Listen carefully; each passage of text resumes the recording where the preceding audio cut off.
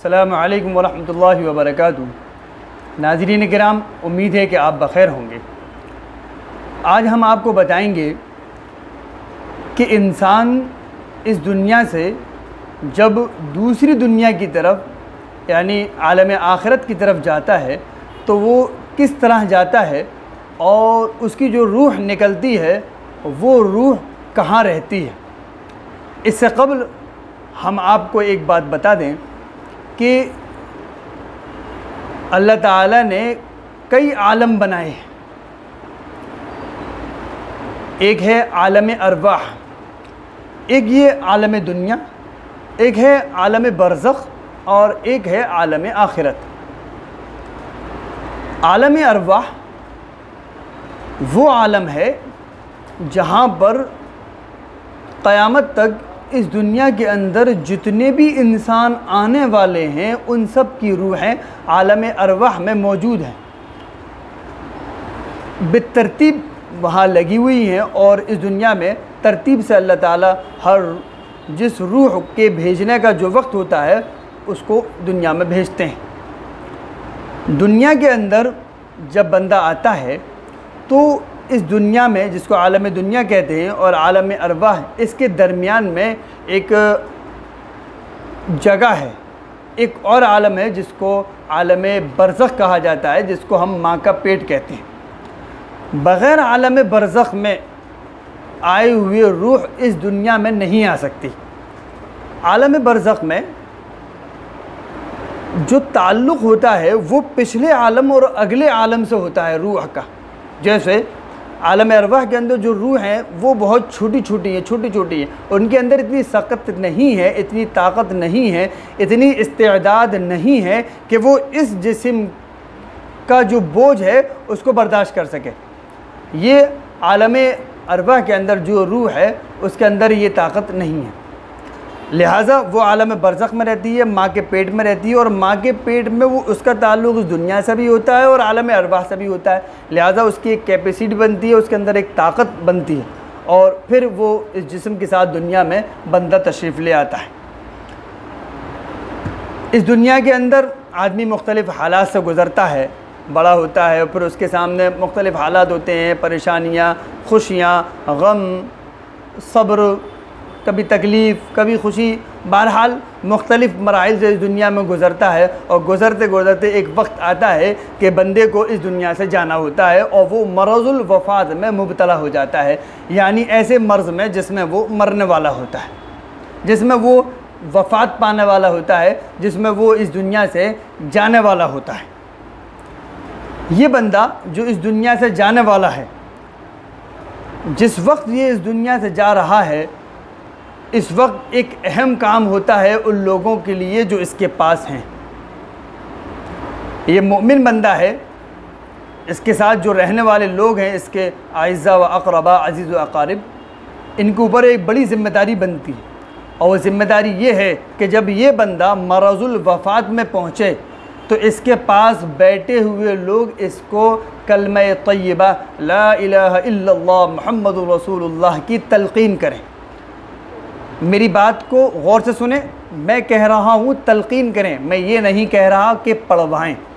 देखिए, एक होता है पढ़वाना, आपने उसको इस हालत में पढ़वाया, अब पता नहीं उसकी तबीयत में क्या बोझ है, उसने मना कर दिया, तो कहीं ऐसा ना हो कि वो बहुत ज़्यादा ख़सारे में वो चला जाए। इसलिए तलक़ीन करना है, यानी ख़ुद पढ़ना है ज़ोर से, और इतनी ज़ोर से पढ़ना है कि जो बंदा मरने वाला है इसके कानों में हमारे पढ़े हुए कलिमात पहुंच जाएं और इसको ख़ुद जज्बा हो पढ़ने का।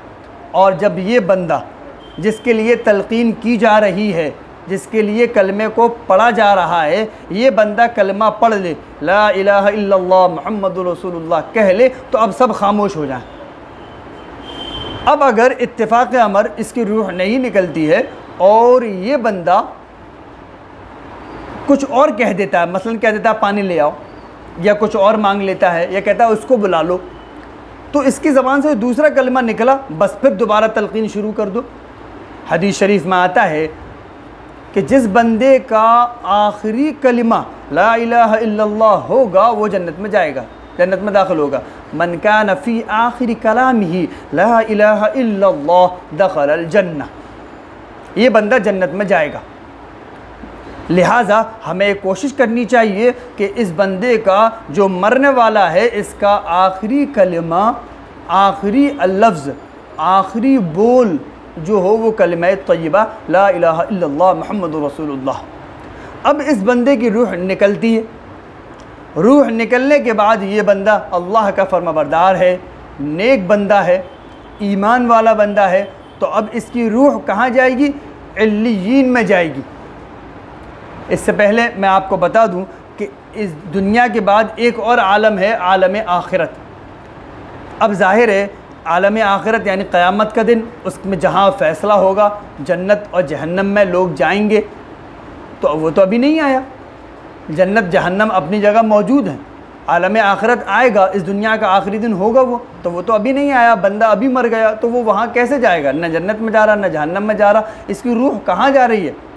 तो नेक बंदों की रूह जाती है इल्लियीन में, और इसको आलम बरज़ख कहा जाता है। इसको इस दुनिया के से आलम आखिरत के दरमियान में जो वक्त गुजारेगी रूह जिस जगह, उस जगह को भी आलम बरज़ख कहा जाता है। आलम बरज़ख, बरज़ख का मतलब एक आड़। जैसे पेट एक आड़ था, आलम अरवाह से डायरेक्ट कूद कर आदमी इस दुनिया में नहीं आ सकता, इसी तरह से इस दुनिया तक कूद कर डायरेक्ट रूह आलम आखिरत में नहीं जा सकती। एक आड़ है, उस आड़ का नाम बरज़ख है। उस बरज़ख में जब इस बंदे का इंतकाल हुआ, रूह आलम बरज़ख में गई। ये नेक बंदा था, इसकी रूह इल्लियीन में गई। जब नेक बंदे की रूह निकलती है, फरिश्ते उसको लेके जाते हैं। कहाँ लेके जाते हैं?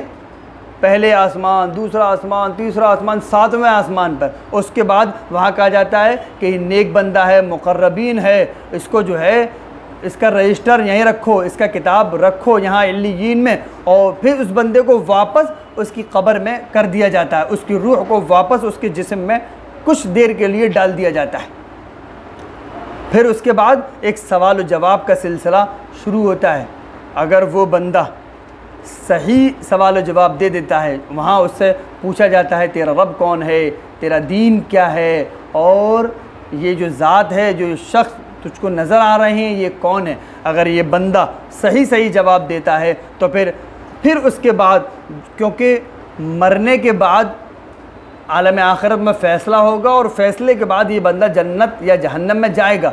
तो अब ये बंदा नेक था, इसने सारे सवालों के जवाब सही दे दिए, तो अब जन्नत की खिड़की इसके लिए खोल दी जाएगी आलम बरज़ख में, और इसको कहा जाएगा रुक, फ़ैसला होने दे, इसके बाद तू यहीं आएगा, इसी जगह आएगा। ये इसके लिए खुशकुन होता है।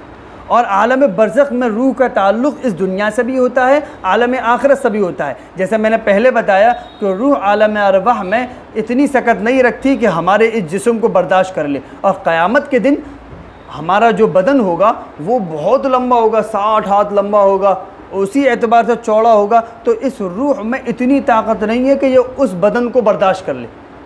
लिहाजा इसको वहाँ पकाया जाता है, तैयार किया जाता है आलम बरज़ख में अगले आलम में आने के लिए। जैसा कि माँ के पेट में इसको तैयार किया गया इस आलम में आने के लिए, इसी तरह इसको आलम बरज़ख में तैयार किया जाएगा अगले आलम के लिए, यानी आलम आखिरत के लिए।